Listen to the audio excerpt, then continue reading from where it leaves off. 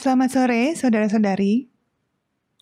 Bapak Ibu yang saya hormati, protokol atau panduan kesehatan yang digaungkan setiap hari adalah cara beradaptasi dengan kebiasaan baru.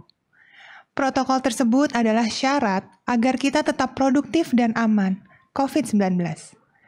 Salah satu kebiasaan baru yang paling penting adalah menjaga jarak aman.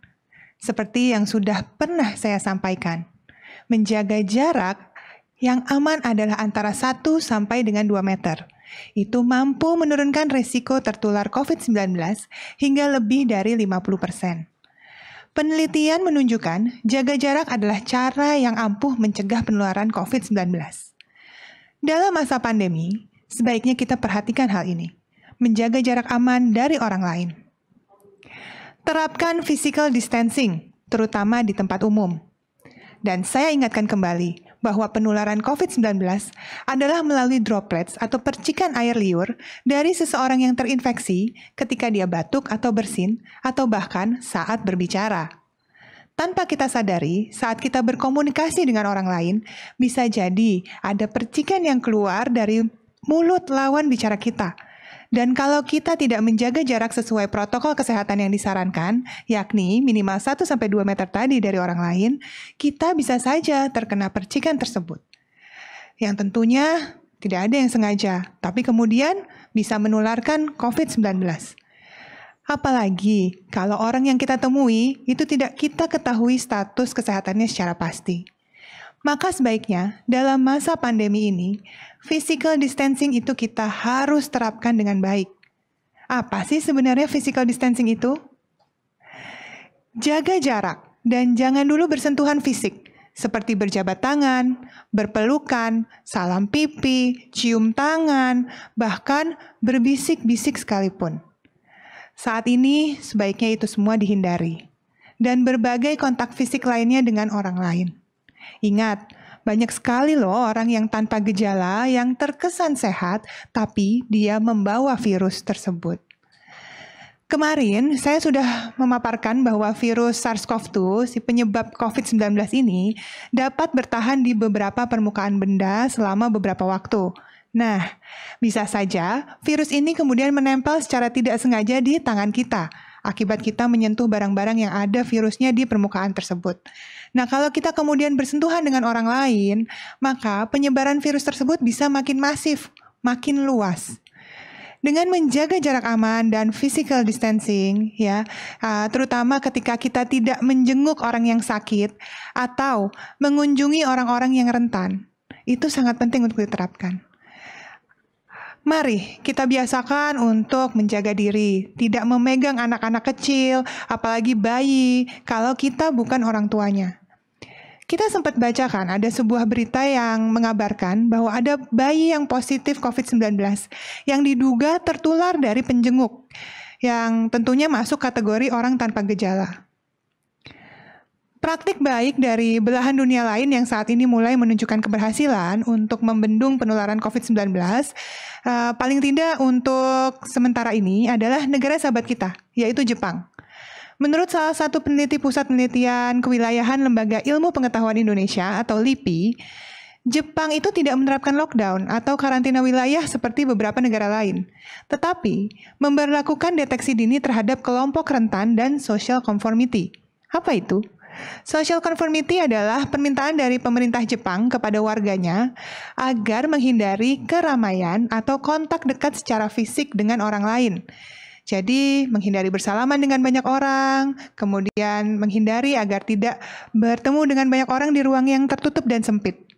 Dan anjuran ini sangat dipatuhi oleh banyak orang di sana. Jadi, social conformity tidak lain dan tidak bukan adalah kepatuhan terhadap anjuran otoritas kesehatan atau pemerintah.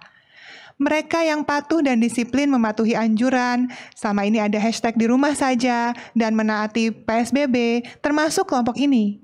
Untuk itu, kami berterima kasih banyak karena merekalah yang berjasa menurunkan angka penularan di beberapa daerah, termasuk DKI Jakarta, di bawah rata-rata 1. Para dokter di rumah sakit di Taipei itu pun juga membuat sistem pemantauan pasien tanpa kontak. Sebenarnya tujuannya adalah untuk mengurangi resiko terpapar virus bagi dokter dan perawat yang merawat pasien COVID-19. Karena menurut Kementerian Kesehatan Republik Indonesia, orang yang paling beresiko tertular adalah orang yang kontak erat dengan pasien, termasuk mereka yang merawat pasien COVID-19. Ingat kembali bahwa ada yang namanya masa inkubasi, yakni masa di mana seseorang itu terinfeksi dari mulai masuknya virus tersebut ke badan sampai dengan munculnya gejala penyakit pada tubuhnya. Masa ini bervariasi antara 2 sampai 14 hari. Artinya, bisa saja ada orang-orang yang terinfeksi tapi tidak atau belum menunjukkan gejala atau menunjukkan gejala yang sangat ringan yang membuatnya masih bisa beraktivitas seperti biasa.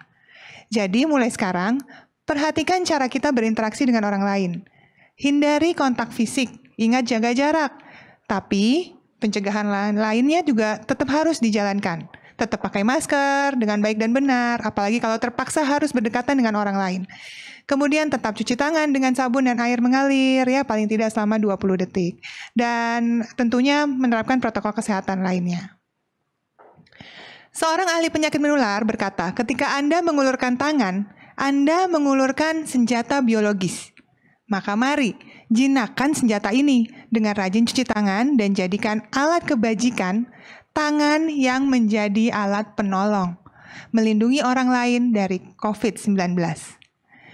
Ketiga, perilaku bersih dan sehat yang tadi sudah saya jabarkan adalah bentuk adaptasi kebiasaan baru yang saat ini sering kita dengar, dan hanya akan berhasil membantu kita produktif apabila kita jalankan dan laksanakan dengan disiplin dan bersama-sama. Kalau kata Bapak Yuri, kita pasti bisa. Sekarang saya akan persilakan Bapak Dr. Ahmad Yuryanto untuk membawakan data hari ini.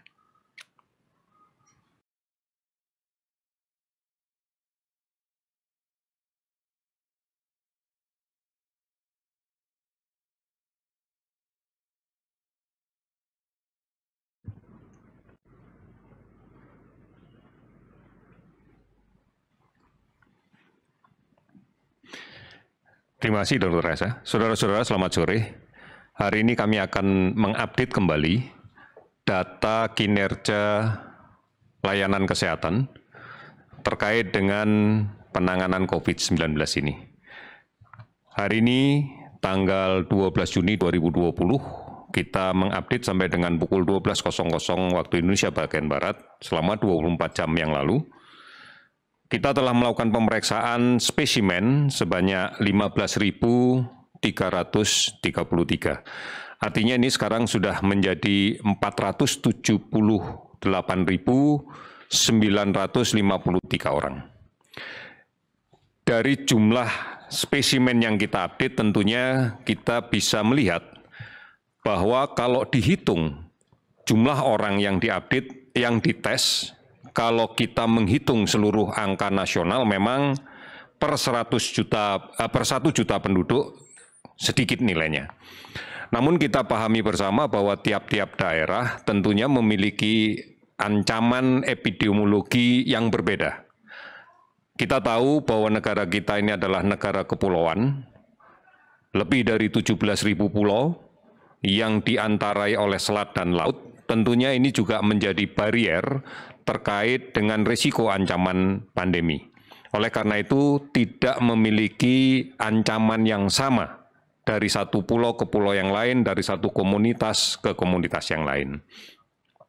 Kalau kemudian ini dibandingkan dengan negara lain, misalnya kita menghitung keseluruhan wilayah Korea misalnya, maka kita tahu Korea adalah negara daratan.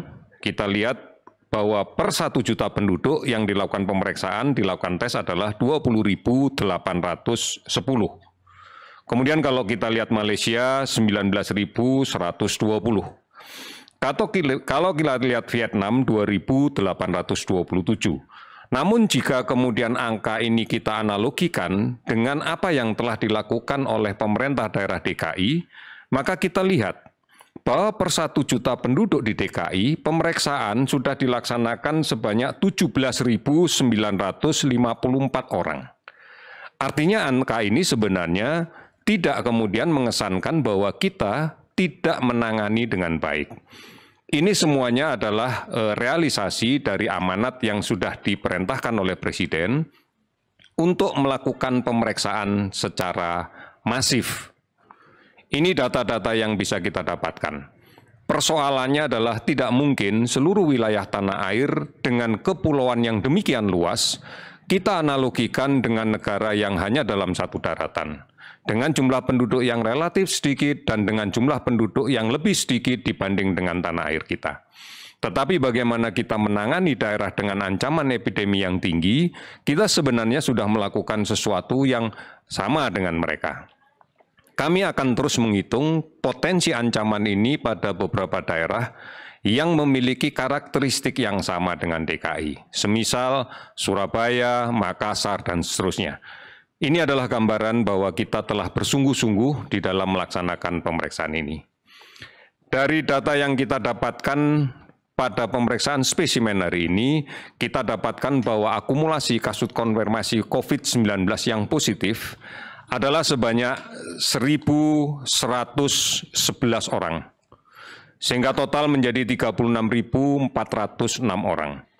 Kalau kemudian kita lihat sebarannya, maka angka ini didominasi oleh penambahan kasus 1 di Provinsi Jawa Timur sebanyak 318 kasus, namun juga pada saat yang bersamaan melaporkan bahwa yang sembuh adalah 72 orang.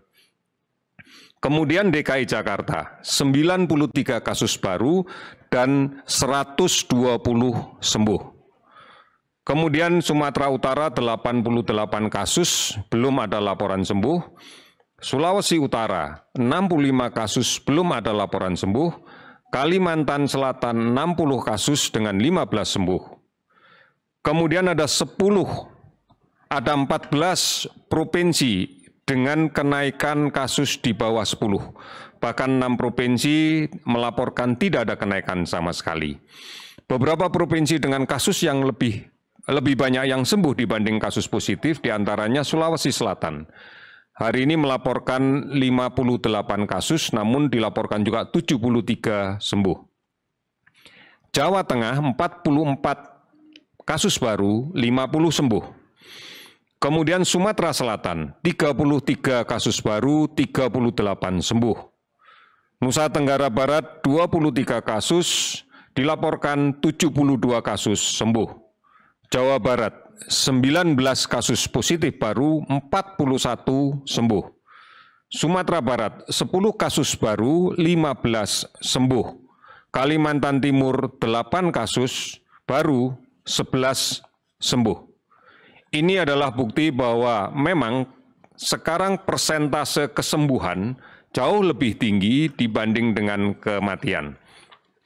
Kalau kita perhatikan data akumulasi sampai dengan kondisi saat ini, 35,8% sembuh, sedangkan kematian berada di kisaran 5,67%. Saudara-saudara, kasus sembuh total untuk hari ini sebanyak 577, sehingga kemudian total bisa menjadi 13.213. Meninggal 48, total menjadi 2.048. 424 kabupaten kota telah terdampak COVID-19 di 34 provinsi. Sementara orang dalam pemantauan yang dilakukan sampai dengan saat ini akumulasinya ada 37.538, sementara pasien yang dalam pengawasan adalah sebanyak 13.923 orang. Ini kita maknai bahwa sebagian besar provinsi sudah menuju ke grafik yang cenderung untuk menurun. Bahkan banyak yang kemudian dalam beberapa hari terakhir ini tidak dilaporkan ada kasus baru. Pemeriksaan laboratorium yang secara masif kita lakukan, kemudian kontak tracing yang secara agresif kita lakukan, inilah yang kemudian menggambarkan banyaknya kasus positif yang didapatkan, serta kemudian banyaknya kasus sembuh yang bisa kita laporkan. Saudara-saudara, kita tidak bisa melihat seluruh permasalahan COVID-19 di wilayah tanah air ini dalam satu perspektif data yang sama. Berbagai macam perbedaan pasti akan kita dapatkan, baik terkait dengan risiko maupun terkait dengan kepadatan penduduk. Inilah yang kemudian tidak mungkin kita membandingkan secara langsung antara kondisi negara kita yang demikian luas dengan kepulauan dan jumlah penduduk yang demikian padat serta sebarannya yang tidak merata sama dengan negara-negara yang relatif berupa satu daratan dengan penduduk yang relatif sedikit. Inilah kajian yang harus kita lakukan setiap saat, sehingga kebijakan yang dibuat pun juga tidak bisa general berlaku untuk keseluruhan. Ini yang harus kita pahami. Oleh karena itu, pengendalian kita semuanya menjadi faktor penting untuk menentukan keberhasilan penanganan COVID-19 ini. Tetap untuk patuh dan disiplin dengan protokol kesehatan, menjaga jarak, menggunakan masker, mencuci tangan dengan menggunakan sabun, pola hidup bersih sehat, cukup aktivitas fisik dan istirahat, ini menjadi penting. Hindarkan kepanikan dan ikuti terus berita tentang COVID-19 ini secara cermat. Karena kita tahu bahwa cara inilah yang bisa kita gunakan untuk bersama-sama mengendalikan COVID-19 ini. Kami yakin bahwa kita semua bisa melaksanakan. Kita pasti bisa. Terima kasih, selamat sore.